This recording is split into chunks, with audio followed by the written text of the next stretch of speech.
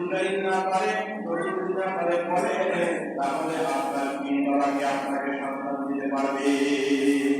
এটাই হলো মুশরিক। এটাই হলো কি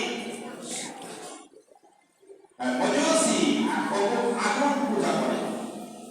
বিশাল বড় একটা আগুনের কুণ্ডলী দেখেছে, ওটাই জানে যে এটা আমার রব। বিশাল বড় একটা মূর্তি বানাইছে, এটা বলে আমার রব। ওটা কি মূর্তি বানায় মূর্তি পূজা করতেছে, এটা হলো মুশরিক। বলে আমরা কি বলি? মুশরিক, কাফের, হিন্দু যেটাই বলে না আমাদের প্রশ্নে আমরা জানি দেখতেছি। কিন্তু আপনার তো শিরকের গুনাহ দেখা যাইতেছে না। আপনার মাথায় টুপি, আপনার গায়ে জামা, আপনার মাথায় পাগড়ি, সুন্দর পোশাকে আপনি সজ্জিত, কিন্তু আপনি যখন চাইতেছেন আপনি হলো ধর্মদেব, আপনার ধর্মের ভিতরে শিরক ঢুকতেছে, আমরা কিন্তু টের পাই না। এমন ব্যক্তি যদি থেকে থাকে, তাহলে এমন মহান রাজ্যে যাওয়ার পর ওই ব্যক্তি কিন্তু মাফ পাবে না। আমি এত বড় একটা সন্তান, আমার বাবা কোটি কোটি টাকার মালিক, আমার বাড়ির পাশে একজন দরিদ্র রয়েছে, তার সন্তান লাইফে পাস করে ইঞ্জিনিয়ার হয়েছে, বড় একটা চাকরি পেয়েছে, সরকারি চাকরি পেয়েছে, ও হাজার হাজার টাকা কামাই করে বিশাল বসত, বিশাল বিশাল বিল্ডিং করে। আর আমার বাবা অনেক টাকা থাকার পরেও আমার সন্তানকে আমি শিক্ষিত বানাইতে পারলাম না, আমি বড় একটা বাড়ি করতে পারলাম না, আমি গাড়ি করতে পারলাম না। এই যে একটা হিংসা, ওর কেন হয়, ওরটা কেন ধ্বংস হয় না? এটা হলো হিংসা। এটা হলো কি? হিংসা। আপনি এখন বড়লোক হয়ে গেছেন, সংক্ষেপে বলছি, আপনি এখন বড়লোক হয়ে গেছেন, আপনি শতগুলো গরিব রয়েছে, তাদের আর খবর আপনি দেন না, দিতে চান না। কারণ এমন মানুষকে যদি আপনি আপনার বাসায় এলাও করেন, ও যদি আসে তাহলে সালামটা পাইলে আসবে, আপনার মানানি হবে। এই যে আত্মীয়তা বিচ্ছিন্ন করলেন, এমন মহান রাত্রে পাইলেও এই ব্যক্তিটা আল্লাহর দরবারে দোয়া কবুল হবে না। আপনি মনে করে রয়েছেন, আপনার মার খবর আপনি নেন না, দরিদ্রতার জীবন যাপন করতেছে আপনার বাবা, আপনার মা, আপনি খবর নিতে চান না, আপনার খবর থেকে টাকা চলে যাবে। পিতামাতার সঙ্গে আপনি অবাধ্য আচরণ করেছেন, খারাপ আচরণ করেছেন, আপনি বাড়ি ভিন্ন করে নিয়েছেন, আপনার বাবার জায়গায় আপনার বাড়ি, আপনার বাড়িতে আপনার বাবা রয়েছে, আপনার মা আপনার বাড়িতে রয়েছে, আপনি শহরে বাড়ি করেছেন, সুন্দর জীবন যাপন করতেছেন। একটা দিনও আপনি আপনার মার খবর আর বাবার খবর নিলেন না।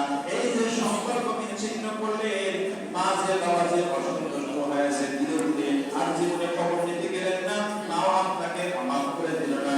আপনি আর তৈরি করে দিলি, এমন মহান রাত্রি পান, আর যে আল্লাহর কাছে যান, তারপরে আল্লাহ সুবহানাহু ওয়া তাআলা মহান রাত্রিতেও আপনার মতো সন্তানকে ক্ষমা করবেন না।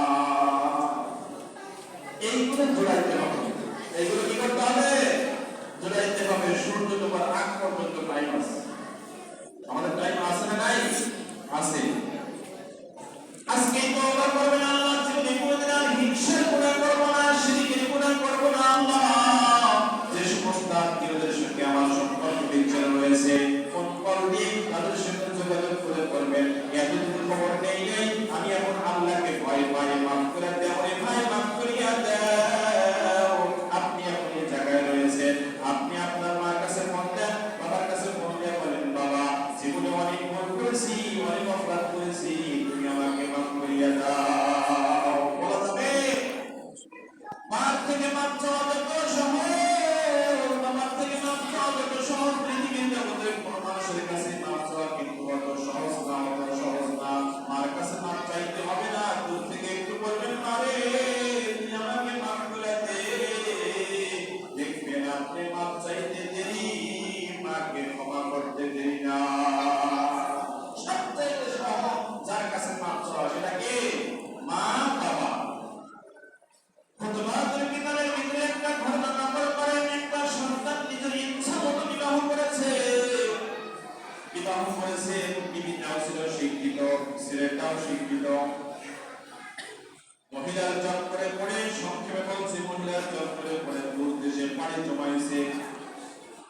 1 বছর হয়ে যায়, 2 বছর হয়ে যায়, বিবি যাবে, বাবার খবর নিতে পারে নাই, বাবার খবর নিতে পারে নাই। 1 বছর, 2 বছর, 3 বছর, 5 বছর, 7 বছর অতিবাহিত হয়ে গেছে। 7 বছর পর্যন্ত মার কোনো খবর নেয় নাই। হঠাৎ করে করতেছে সন্তানের উপর আল্লাহ এমন একটা আযাবের রোগ দিয়েছে যার কারণে সন্তানের যৌবন হারায় গেছে। বলেন তো যৌবন না থাকলে বিবির চাহিদা পূরণ করতে পারে না, বিবি আসসালামু আলাইকুম যাও বা তোমার মতো স্বামীর আমার দরকার নাই। অসুস্থ হয়ে ঘরে পড়ে গেছে, আর অফিসে যাইতে পারে না, চাকরির জায়গা থেকে নিজেকে বরখাস্ত করে নিয়েছে, নিজেকে কোটায় নিয়েছে, আর চাকরিও নাই, টাকাও নাই, আছে। সন্তান এবার কষ্টের জীবনযাপন একা একাই করতেছে, কোনো আপনজন কাছে নাই। যেই বিবির কারণে মা ছেড়েছে, আত্মীয় স্বজন ছেড়েছে, বাবা ছেড়েছে, আজকে বিবি বিদায় হয়ে গেছে, একাকী হয়ে গেছে। কঠিন তখন কঠিন সময় অতিবাহিত করতেছে, এরকম আলোচনার বিরুদ্ধে হঠাৎ করে স্মরণ পড়ে গেছে, আমার মাকে ছেড়ে আসছি, তাই কি হয়েছে, কিন্তু আমার তো কেউ নাই, আমার মার কাছে ফিরে দিতে হবে। মনের ভিতরে বারবার প্রশ্ন জাগতেছে, হায় রে ও বিবি, তোর জন্য আমি বাবা ছাড়লাম, তোর জন্য আমি মা ছাড়লাম, তোর জন্য আমি সব ছাড়লাম, বাড়িতে রাখা ছাড়লাম, আত্মীয় স্বজন সব ছেড়ে তোকে নিয়ে আমি শহরে বসবাস করি। আমি আমার বাবার খবর আর মার খবর নিলাম না। তুই আমাকে কষ্টে ফেলে, রোগাক্রান্ত ফেলে তুই দূর দেশের বাড়ি জমাইলে চলে গেলি আমার কাছ থেকে।